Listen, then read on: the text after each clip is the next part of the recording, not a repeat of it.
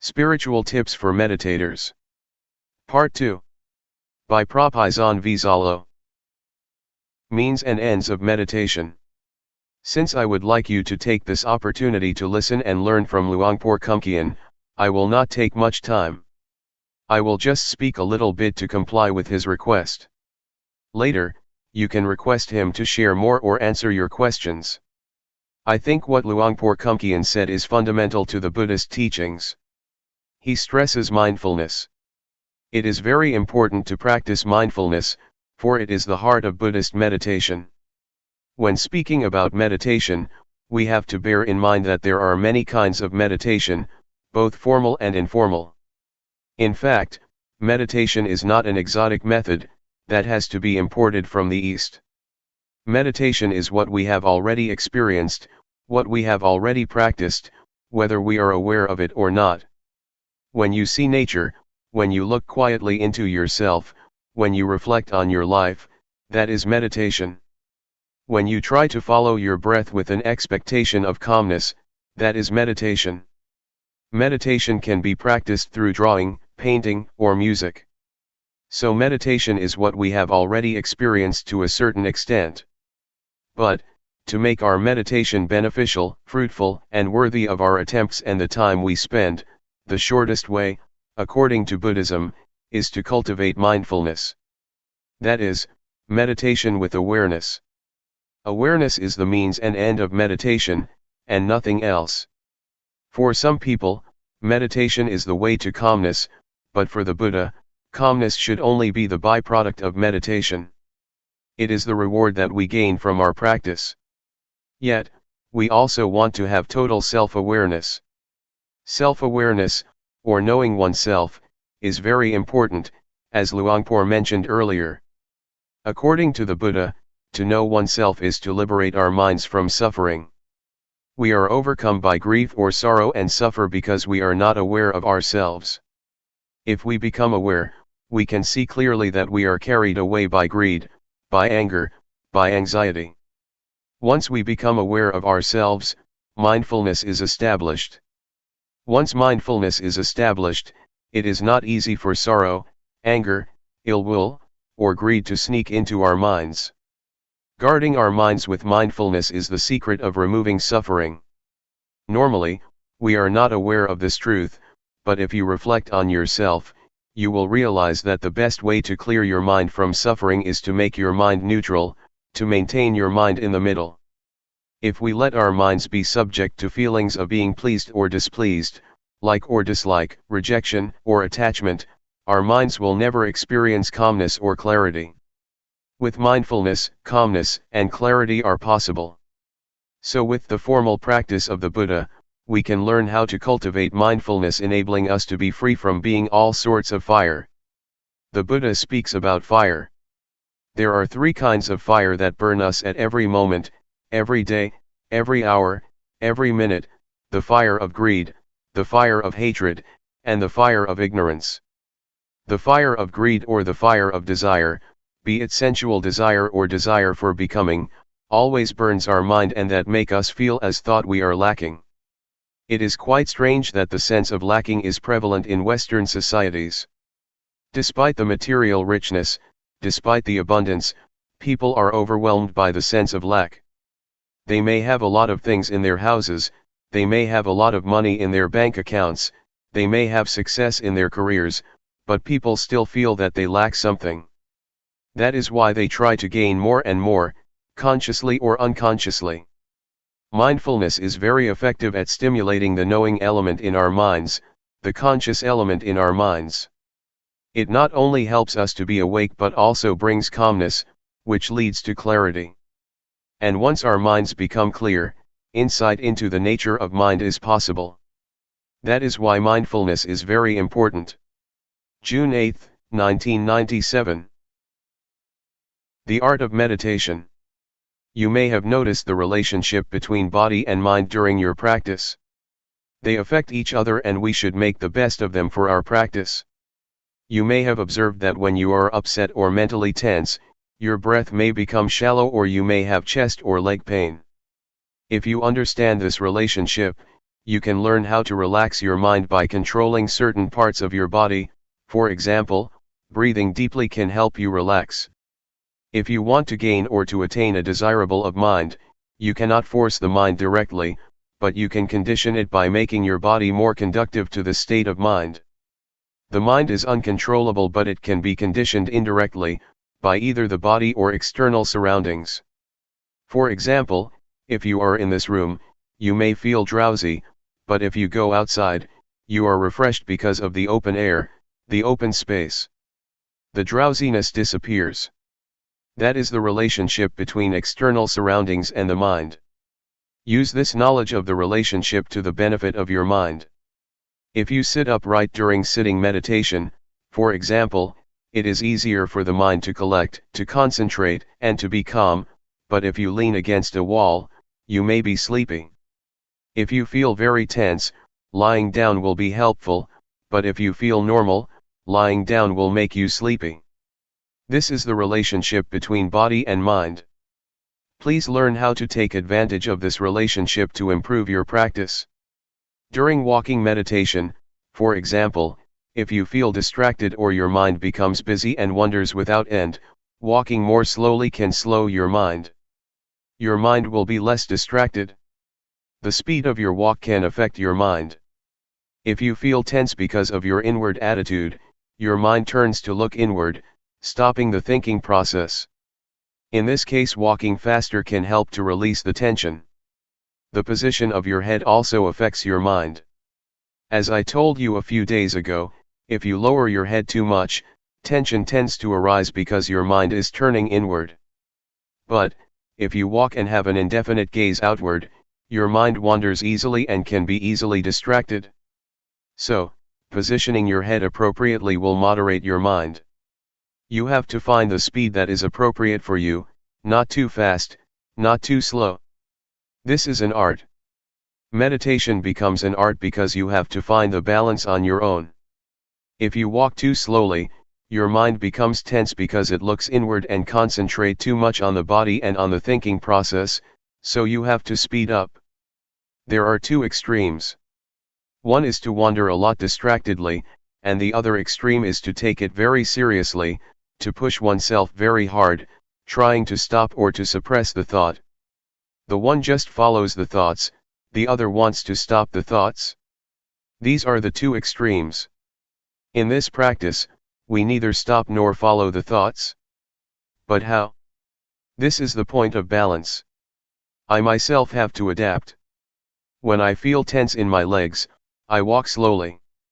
If I walk any faster, I cannot get through the 7 days retreat. Normally, I do not practice the intensive retreat for the whole week, just for a whole day. The rest of the week I do it indirectly and then I may do something else. But to practice 7 days, we have to learn how to do it without being exhausted. It is like marathon walking. If you push yourself very hard at the first kilometer or on the first day, the rest of the days will be disastrous. You have to know how to save your energy so you can go through the whole retreat or marathon. There is no one standard or formula for everybody. You have to find your own way. If you feel tense, it is better for you to look far to relax. When I first practiced, I look inward so much during the first 3 weeks that I developed a lot of problems. I could not raise my hands or sleep because I tried to suppress my thoughts. I had to cure myself. To turn my mind outward, I had to look at a specific point, during my walking meditation for almost 3 weeks before I felt better. I think for me to look forward, to look far, is good in that situation, but after that I have never used the method again. Now I just look down on the floor but not too much. Luangpor just said, feel relaxed, and just be aware, but I did not know how to apply his teaching to my situation. I think what Luangpor said about the balance is very important. To be aware is to be on the middle ground between following your thoughts and suppressing them. I like to compare awareness to an egg. If you hold an egg tightly, it will break, but if you do not hold it, it will fall. So, you need to hold the egg firmly but not too tightly. For awareness to be possible, you have to handle gently, as if you are holding an egg. If you force your mind to concentrate, to stop thinking, to achieve something better, or whatever, you are going to crush the egg. But if you feel completely relaxed and do not take it seriously, it is like dropping the egg. So, in this method of practice, just hold your mind gently. It is how to do this that is the problem. Nobody can tell you. You have to know how to gauge and how to adapt your mind. It is like riding a bicycle, you have to hold your body in balance. If you are stiff, holding the handles of the bicycle very tightly, your whole body becomes tense and you will fall. So, bicycle riding is the art of keeping your body as well as your mind in balance. The same goes for meditating. You have to hold your mind in balance, neither too relaxed nor too tense. How to reach this point is the art of the meditator, and this is the problem. When I first practiced, I found it difficult to reach this point because normally we tend to be at one of the extremes, either forcing ourselves or just letting things loose. For the practitioner to arrive this point, one needs to have experience with oneself and learn by oneself. If you arrive this way and know what the middle ground is between the two extremes, you will find it easy to practice without tension. You will be able to work the whole day without a problem.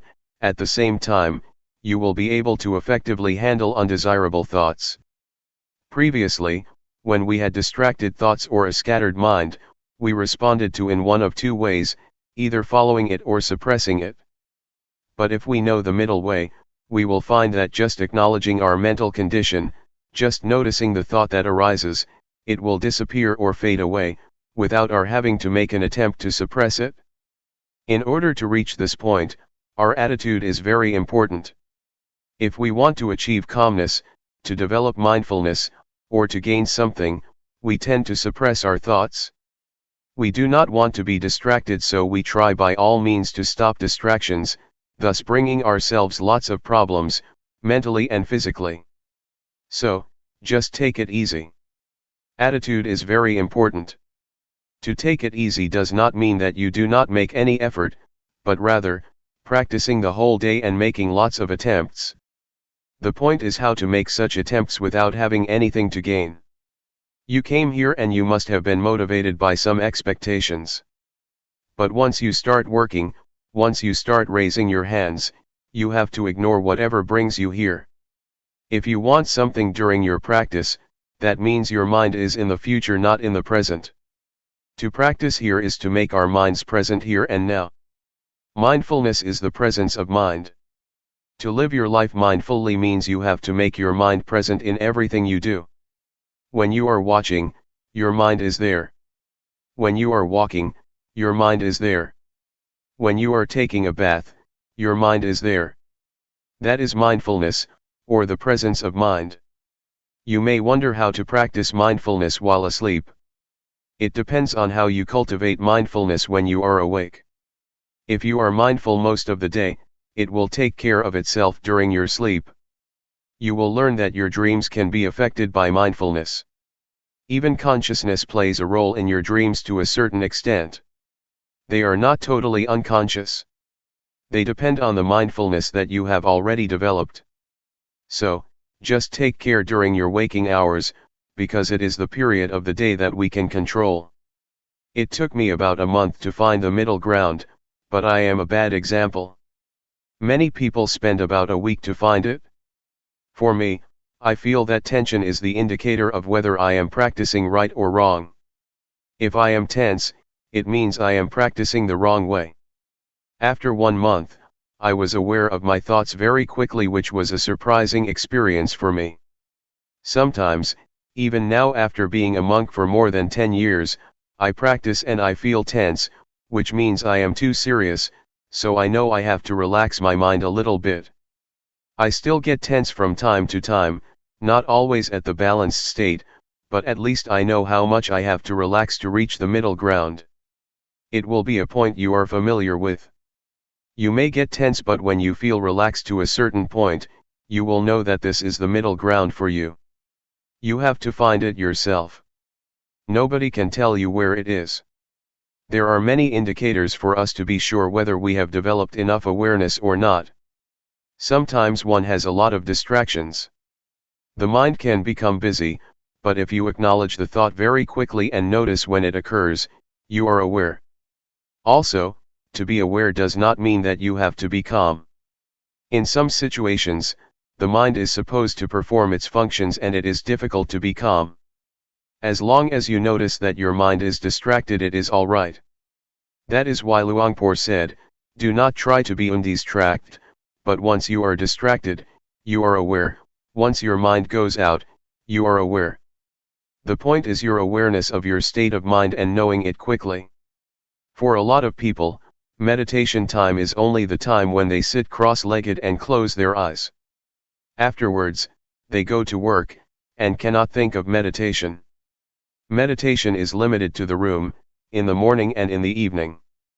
But for us, the meditation zone means trying to make the whole day, or a certain period of the day, a time for meditation, even though you do not close your eyes and are still at work. It should start at a portion of the day, and then enlarge its zone.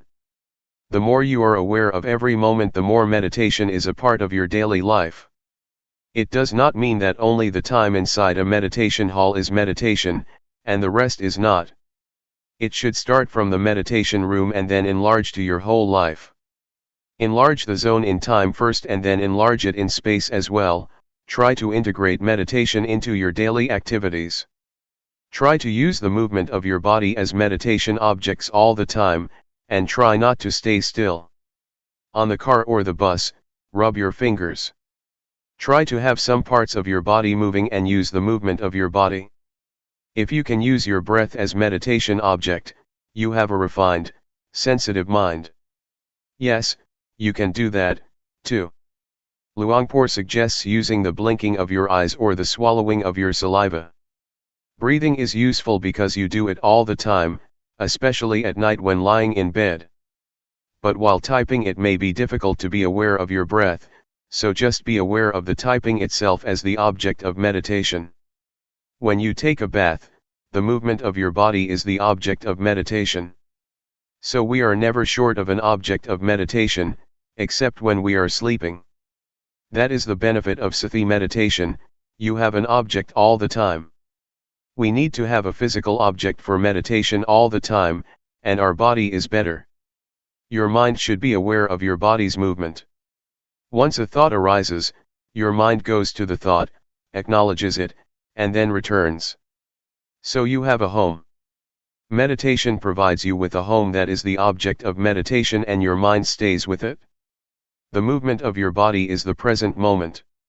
To be mindful is to be present in the present moment, so we try to provide a present moment for the mind, the body's movement.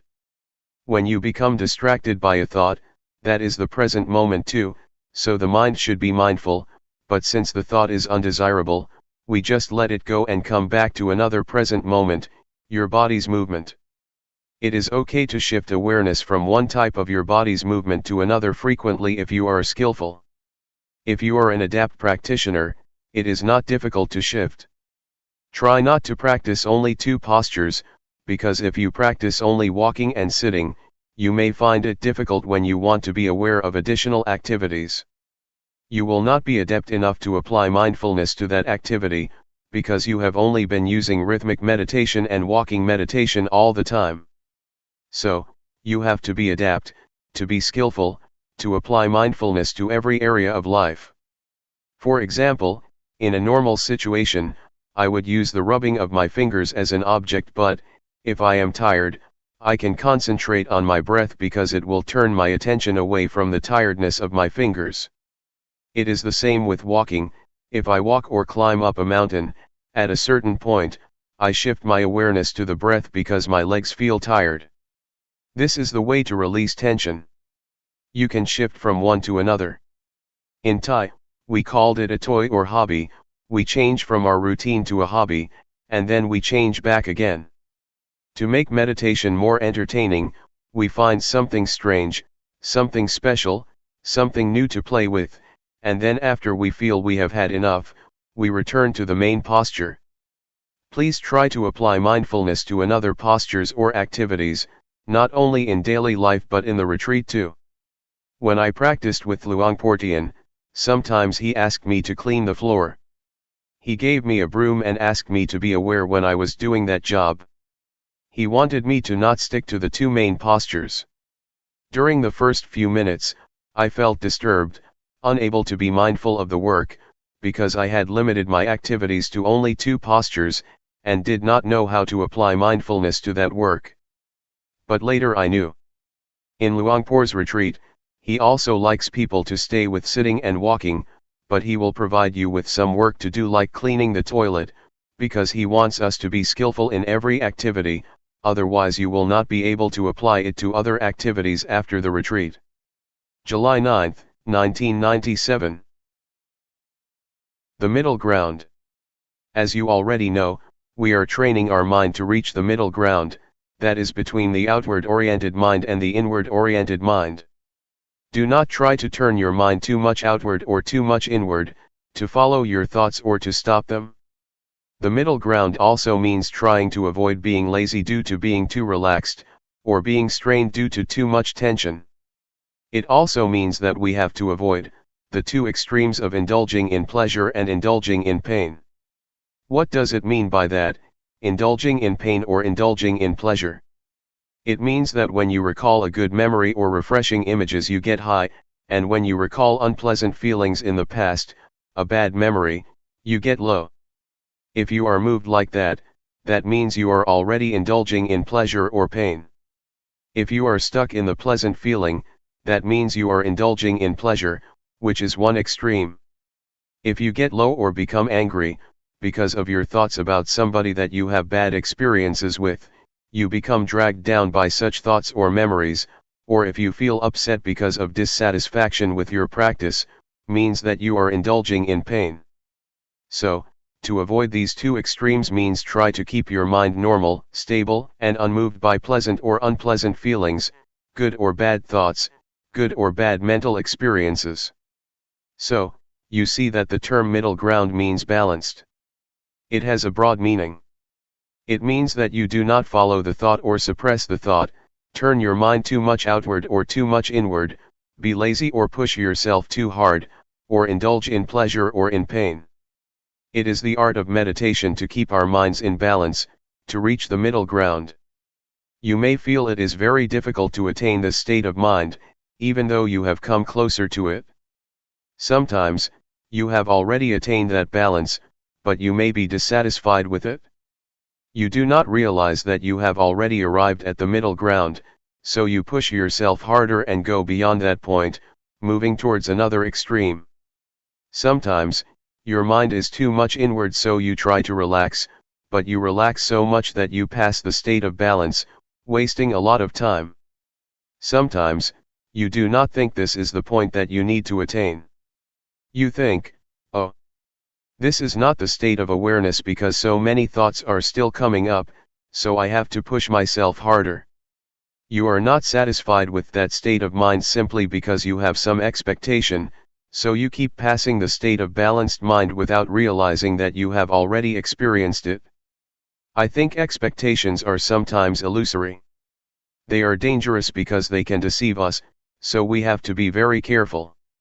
We have some expectation about awareness, so we have already adjusted our mind to the expected state of awareness.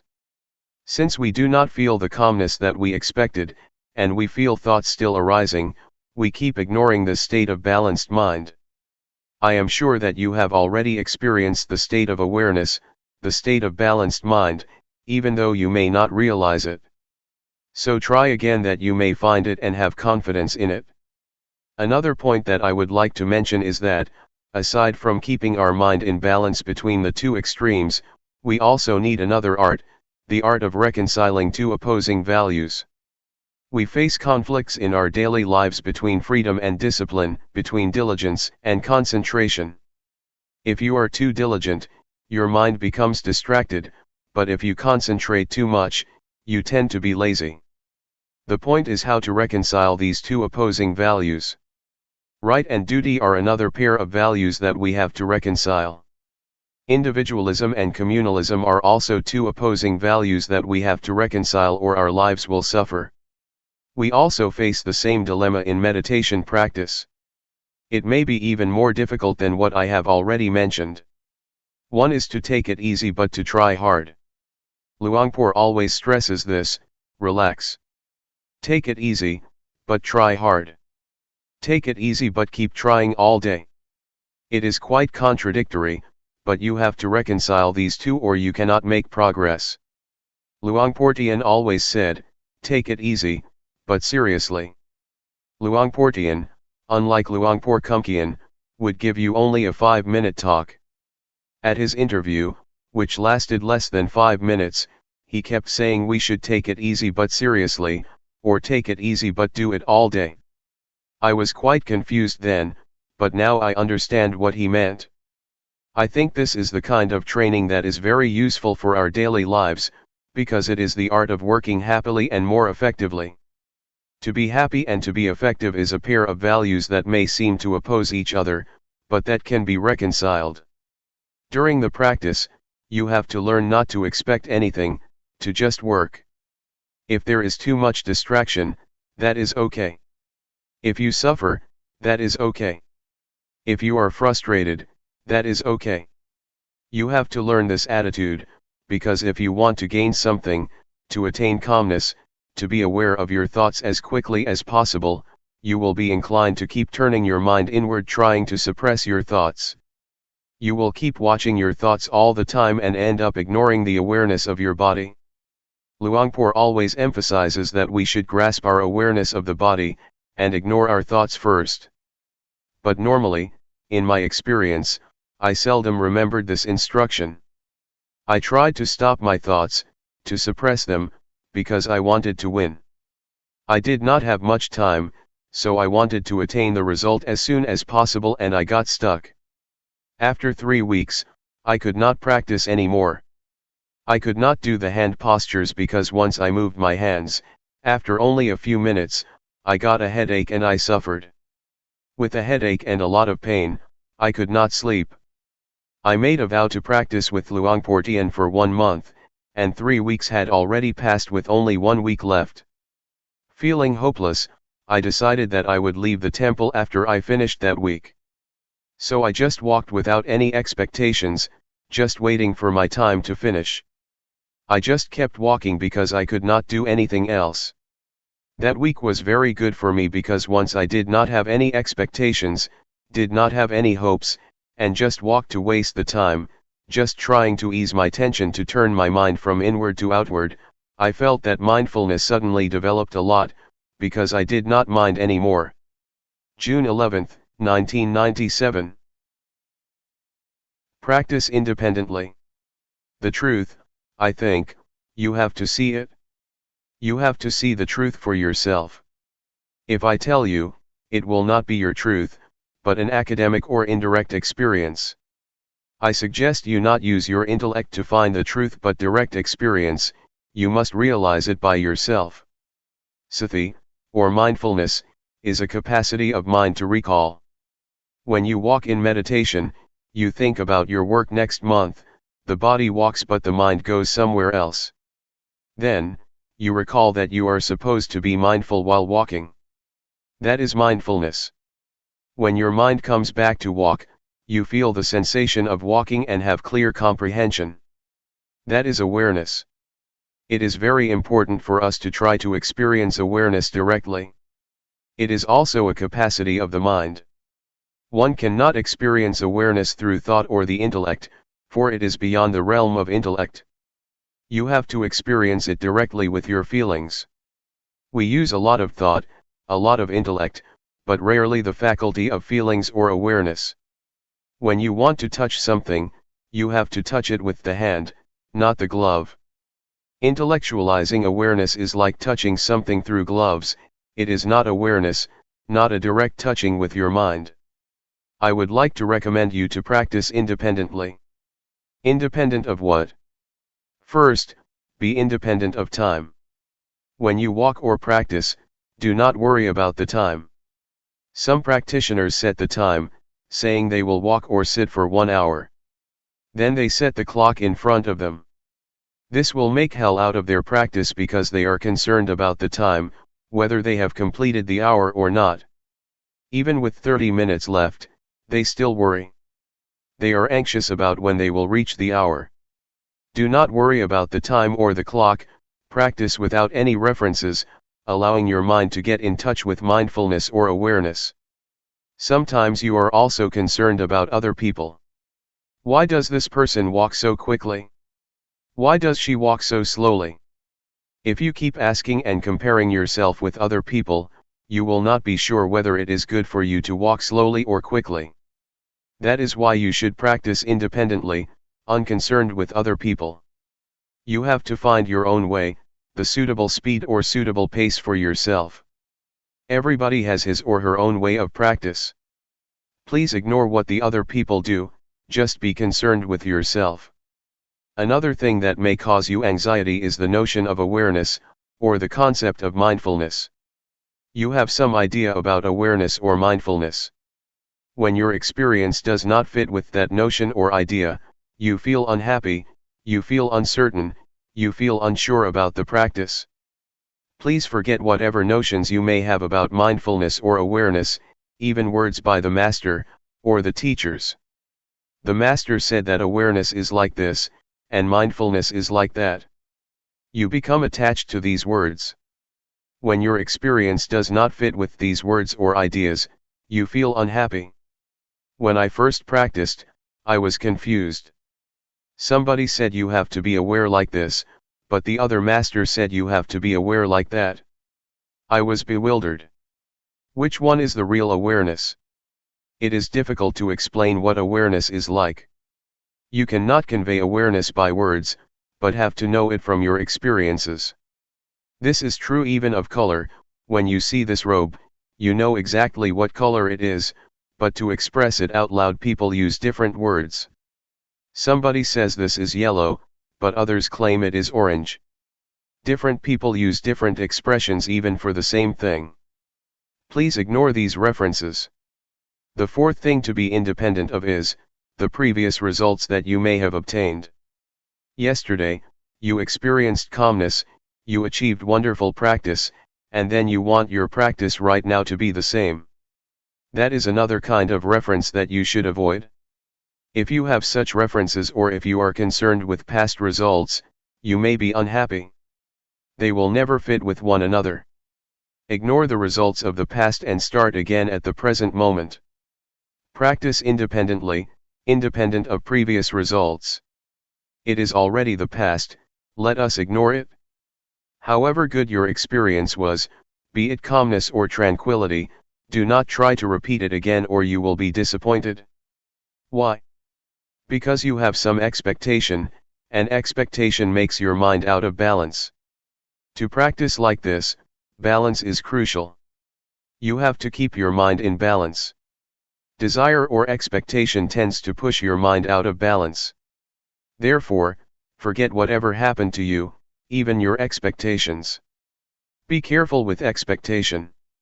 When you expect something, you have preconceived notions about it. If experience does not conform with that idea, you reject the experience. There is a story that is very instructive. An individual on a sinking boat prayed to God for help.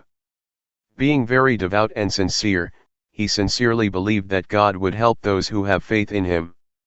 During his prayer, a lifeboat came by and asked him to join. He said, "No, I believe God will help me, because he never ignores those who have faith in him." So, the lifeboat left him behind. 1 hour later, the sea level was already at his chest. A fisher's boat came. He said, "No. God will help me." Another hour later, the sea level was already up to his neck. A patrol boat came. He replied again, no. So, he drowned and went to heaven because he was a good person. When he met God, he asked, God, why did you forsake me? I prayed for you even at the time of crisis. God replied, you fool. I sent 3 boats to help you. Why didn't you take the boat? The man expected a miracle. In reality, no miracles happen. God's action is not miracle, he works through ordinary events. So, with expectation, the person tried to reject even the help of God. Do not be too concerned with expectations, or you will reject the experience that you have already achieved. Just work independently of expectation, and try to get in touch with real awareness through direct experience. When you get a result, it will be the true outcome of your practice. Do not bother with miracles or preconceived expectations. Question: how can you forget everything and not have any expectations or references? Answer: it can be done through repetition. In the first hour it may not be easy to forget, but if you practice more and more, you will feel in harmony with the practice, and then this notion will pass away. Nevertheless, you have to do it repeatedly, over and over again. Then, a new kind of habit will develop, the habit of letting go and forgetting expectations. Question: that is very, very hard. Answer: it is possible, if you try to be at the present moment. I found that when I feel in harmony with the practice, I do not care about the rest. To be in harmony with the practice takes time, but it is possible. We call it, to be at the present moment. When you have developed that habit of being at the present moment, you will be less distracted by expectations, by time or schedules, by other people's practice. Question: are you suggesting that we totally ignore previous experience on how to get there? Answer: I suggest you do that when you start the practice. However, when you finish, you may review and think about which one is the way. During the practice, try to be at the present moment, otherwise, your previous results will distract you from the practice. Question: when we start the practice again, we will take reference of the previous experience, right? Then, how can you practice independently? Answer: a kind of habit will develop within you. Question: right, I see what you mean, inherit a habit from the previous practice instead of knowledge. Answer: yes. It has already happened to you, because all of you have been practicing for a long time. You have inherited some habits or some tendencies. That is the most important, more important than something in your mind. Question: not to be guided by thought, but by your natural movement or habit. Answer: yes. This is what we call adept or skillful, you become more skillful. Take swimming for example. Thinking, or recalling the instructions, does not help you much when you are swimming. You have to be at the very present moment. Whatever you do will become a tendency or habit in you. Once you know how to swim, it becomes your second nature. It becomes a part of you. No matter how much time has passed, maybe 10 years, you still know how to swim because it has become your nature. I think mindfulness or practice is like that. Once you know how to adapt your mind to be aware of the present moment, it becomes your nature.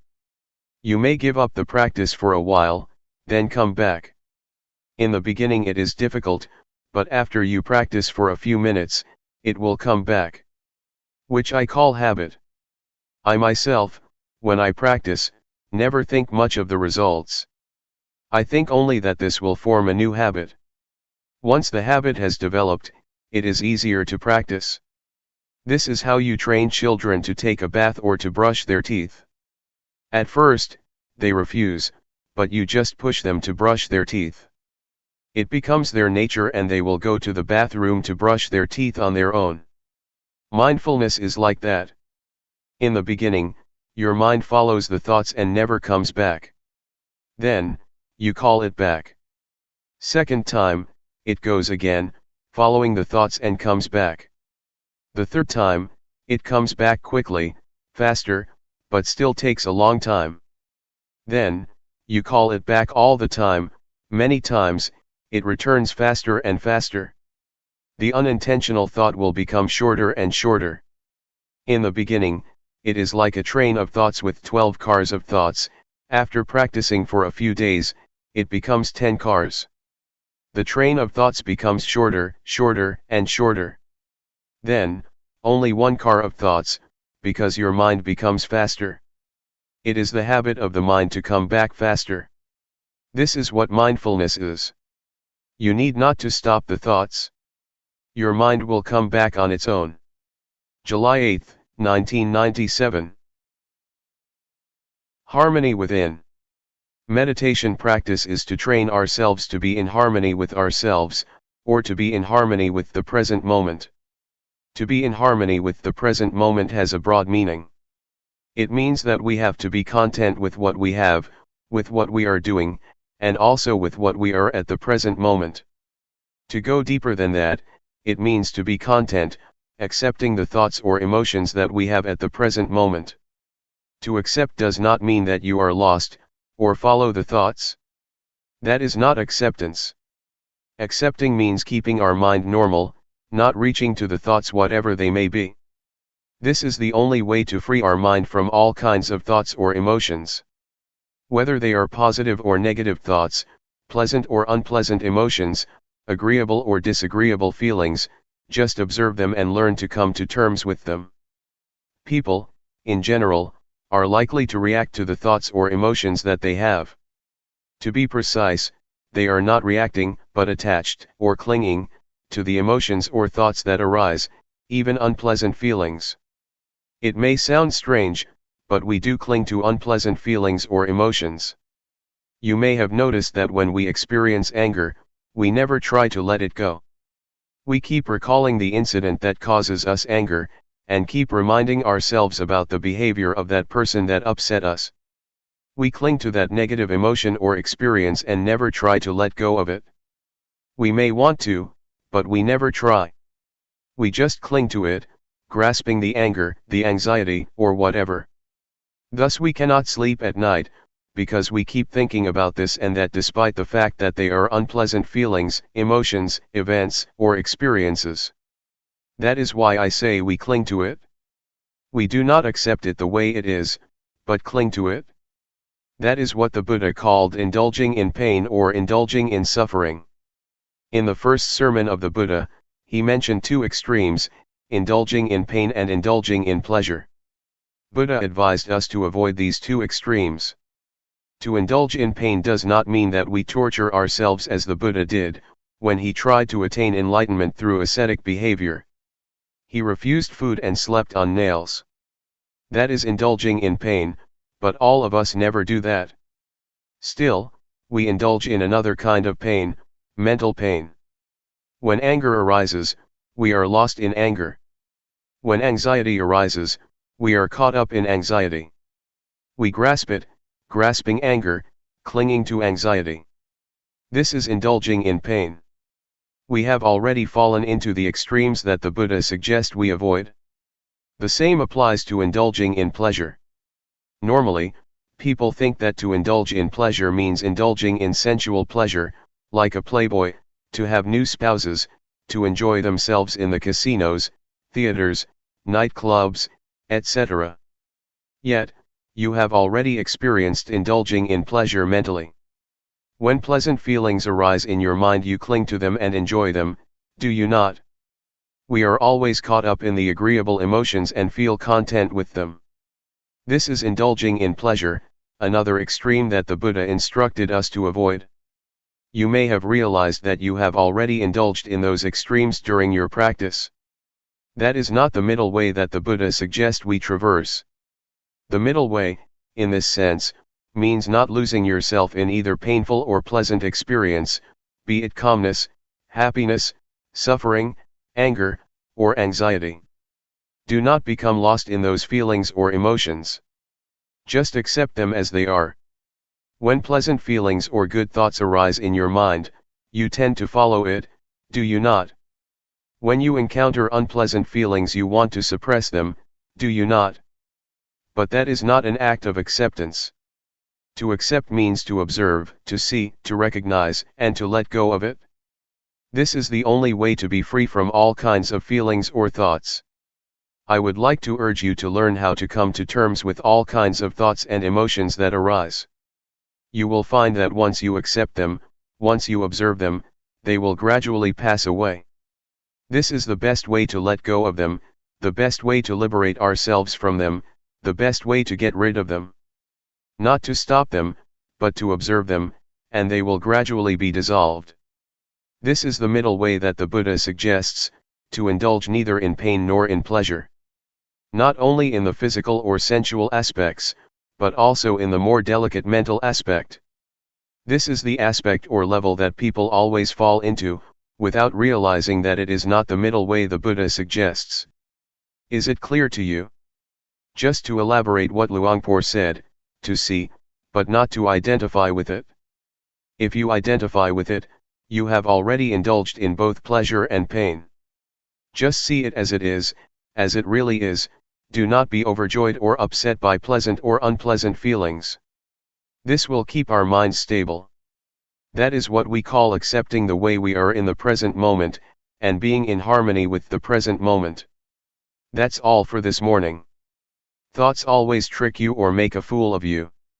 They need your attention, as a child always asks for his mother's attention. They are very clever and have many tricks to fool you, to draw your attention. Persuading you, the thought says, come.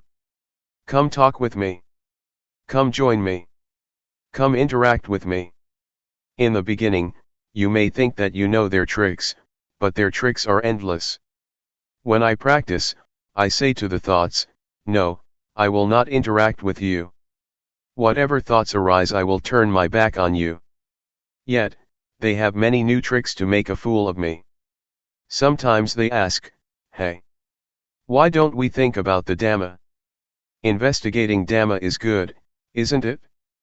So I jump into the thoughts, and later realize, oh, I fell into your trap again. That's all right. You should try to have strong will. Sometimes you have very beautiful and excellent ideas. You may think about the glorious past, a beautiful moment in the past, or somebody whom you would like to talk with. The thoughts will try to persuade you to interact with them, but you should have strong determination to resist their temptation. In the beginning, it may be difficult. With the support from mindfulness, with the strength of mindfulness, you will feel it increasingly easier to ignore the call or temptation of the thoughts. Later, you will find that it becomes your natural response because, after a period of practice, the temptations of the thoughts become less enticing and less powerful. Why do they become less powerful? Because the thoughts become shorter and shorter. In the beginning the thoughts are long, like a train of thoughts. Gradually, the thoughts become shorter, shorter and shorter. The shorter a thought is, the less powerful it is. That is why you will find it increasingly easier to turn your back on them, and accept them the way they are. Once a thought arises, do not bother with it. Just see it and say to yourself, that's the way it is. Whatever the thoughts or feelings arise, be they good or bad, wholesome or unwholesome, just see them without being disturbed or annoyed by them. Yet, in the beginning, you may feel upset with yourself, because you never realized that bad thoughts or evil ideas could arise in you. Some desire will come up, and you will have never realized that you could have such bad ideas, such evil thoughts. But, it will arise. If you are mindful enough, you will accept it. That's the way it is. Gradually the equanimity arises. So I suggest you maintain the attitude of acceptance. Whatever ideas, whatever thoughts, whatever emotions occur in your mind, just try to keep them normal and have no preferences, like or dislike, appreciation or aversion. Try to avoid these two extremes, and just accept them the way they are. This is the second mantra I would like to present to you, that's the way it is. The bad thoughts that arise, the evil ideas that arise, are beyond your control. So, just accept them as natural, as normal. That's the way it is. Thus develop the indiscriminative mind. The ordinary mind tends to be judgmental. It always judges, this is good, that is bad, this idea is good, that idea is bad, I like this idea, I do not like that idea, I am content with these emotions, I am not content with those emotions. With a discriminating mind you will never experience peacefulness. Your mind will go up and down, because of such preferences or such judgmental mind. The way to attain peace is to develop the indiscriminative mind. Have no preferences or judgment, and see everything as it really is. Accept it as the natural process that occurs to your mind. They are just visitors, coming and going. No matter how good or bad the idea is, any kind of idea, just let it come and go, appear and disappear. Do not be bothered with it. Just see it, take note of it, and then come back, returning your attention to the body's movement. In brief, try to resist the temptations of the thoughts. They need your attention because that's the only way they can sustain themselves. Unless you give them your attention, they cannot survive. They can exist only with your support.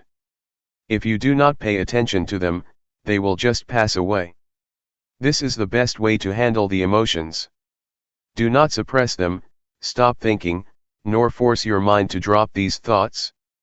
Just say to yourself, when the thoughts arise, that's the way it is. July 9, 1997. Calmness and insight. There are two words that Luangpor always mentions, mindfulness and awareness. Both are like twins. They are interchangeable, help each other, and always come together. Mindfulness is that which recalls. For example, you are moving your hands, but you forget that you are doing it because your mind is distracted. Then, you remember that you should be attentive to your hand movement. That capacity to recall is mindfulness. Mindfulness recalls and brings your mind back to the action of your hands. When your mind is attentive to your hands, or to any activity, you become aware of your body, aware of yourself. This is awareness. Once you are aware of any activity, you know what should be done as far as that activity is concerned. This is clear comprehension, another function of awareness. When you are aware of an object and attentive to it, your mind becomes increasingly collected and composed, thus enhancing concentration. Awareness also gives rise to and strengthens mindfulness. Sometimes, while you are supposed to be aware of your body's movement, your mind becomes distracted. Awareness of your body's movement sometimes helps your mind to recall that you must be mindful of your body, and that's why it can help to bring your mind back. It awakens mindfulness, bringing back the mind.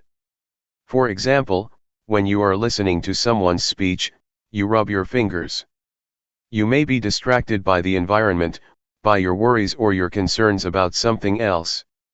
Suddenly, you feel the sensation of your fingers, and the sensation helps you to remember that you should be listening to the talk. So, mindfulness becomes function and brings your mind back to the talk, to be attentive to it. This is how awareness helps mindfulness to function, or take place. Mindfulness, awareness, and concentration are closely related. Mindfulness gives rise to awareness, awareness gives rise to concentration, and vice versa. They help each other, enhancing each other. Don't be confused when Luangpor sometimes mentions mindfulness, and a few moments later he mentions awareness or mindfulness and awareness. They are the same. Technically they are not the same, but in practice they work very closely together. Briefly speaking, mindfulness brings the mind back to the activity or meditation object. Once your mind is with the object, you have awareness, you know and you see clearly. With the functions of mindfulness and awareness as I mentioned, two things will occur. The first is calmness. It arises because you are not distracted by thoughts or by external stimulation. Your mind does not wander around because your mind is attentive to, or tied to, the meditation object. Thoughts may arise in your mind, but they are short and do not disturb you much. You may feel hot, you may feel cold, but it does not give rise to anger or upset you, because mindfulness brings you out of the anger or negative qualities, and back to the object of meditation. But, if you do not have an object of meditation, your mind can easily be caught in the anger, that is the result of unpleasant feelings. So, mindfulness and awareness help you to let go or be free from the discontentment. That is why calmness and relaxation are possible for the one who has mindfulness. The second thing that happens when you have mindfulness is wisdom, or clarity of mind. It happens because mindfulness and awareness keep your mind from liking or disliking, from being up or down, from being content or discontent. They keep your mind stable and without bias. If you have preferences, if you are discriminative and like or dislike, you have bias and you cannot see things clearly as they really are. This will not be the case if you have mindfulness. For example, when anger arises, you will not be caught up in it, you will distance yourself from it and see the anger. You do not reject anger, but just see it. You can see how it exists and how it passes away. But, if you get into the anger, you cannot see, and you cannot know the anger. Just as when you are in this hall, you cannot see what this hall looks like, unless you go outside, only then can you see what the Kuan Yin hall looks like. You have to be outside so that you can see clearly what or where it is. How can you be outside the anger if you do not have mindfulness? Mindfulness helps you to be outside the thought and see it as really is. That is why Luangpor always emphasizes that, you have to see. You should know. You should not be lost in any kind of thoughts, be they good or bad, of pleasure or pain, so that you can see and know. Truth will reveal itself. In short, as I mentioned, there are two kinds of results that will take place, calmness and insight, or wisdom. Yet, you should bear in mind that calmness is not the primary aim of this meditation. The primary aim is insight. If you take calmness as the primary objective, it is easy for you to become lost in calmness, and then you cannot even see what it is. Just recognize that calmness is like this, when it manifests itself, and do not be overjoyed with it. Just see that that's the way it is, and then try to maintain your mind to see, to be clear, keep knowing, keep observing. That's all. This is just to make a brief distinction between mindfulness and awareness, and to highlight their main functions as well as how they work together. Practically, they have more functions than what I have just mentioned. July 10, 1997. The point of balance. As you may be aware, Luangpor tries to suggest that you not watch your mind or watch your body closely. There are some justifications for that. In our daily life we tend to do a few things at the same time. You should allow your mind to be aware of your whole body rather than only a particular part of it. Otherwise, you may make mistakes in your activities. For example, when I began my practice, one day, I finished my lunch and had to throw the leftovers into the waste basket. Since I did not know how to practice properly, I forced my mind to concentrate only on my feet, while I was walking to the waste basket. When I arrived at the basket, I threw the leftovers into the basket, and forgot that not only the leftovers but the fork and spoon were also thrown away. Why? Because I concentrated too much on my feet. I did not allow my mind to be aware of my whole body, to be aware of the act of holding the plate with the leftovers and the fork and spoon.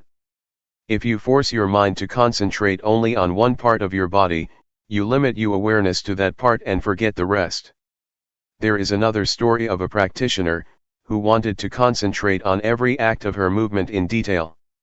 Before she went to the office she had to get dressed. She concentrated on her act of dressing very consciously and very intensely. When she took the shirt, she concentrated on it. While wearing the shirt, she also concentrated on every movement of the wearing. The same applied to putting on her trousers, her socks, and her shoes. When she went to work, it took more than an hour for her to realize that she forgot to zip her trousers. It's okay if you walk with too much concentration in a walking meditation, it's not much of a problem because you only have one act. Yet in reality, You have many acts at the same time. You walk and you hold something in your hands. When you drive a car, you have to look at the road, and control the steering and the speed with your hands and legs. These require your total awareness. Focusing your mind on only one particular part of your body, will cause problems. I have spoken only of the physical aspect or the aspect of the body activities so far. This principle also applies to the mental aspect. If you force your mind to watch your mind closely, you tend to block your thoughts. When there is no thought, you do not learn how to let go of it. You should allow thoughts to arise, so that you learn how to let go of the thoughts or emotions. If you block your mind, the thoughts cannot arise, and then you do not know how to let go of them when they do arise. It is important for you to keep your mind in balance, to not watch or concentrate too closely, nor to let it loose to all distractions. This will enable your mind to be aware of the mind, to be aware of the body, not only of your hands, but the whole of your body and also its surroundings.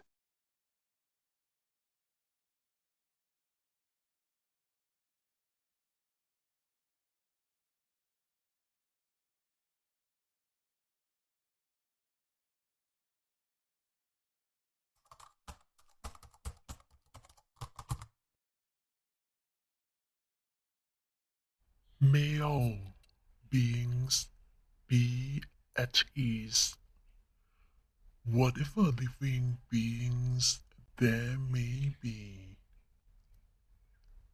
whether they are weak or strong, omitting none, the great or the mighty, medium, short or small, the seen and the unseen, those living near and far away, those born and to be born. May all beings be at ease.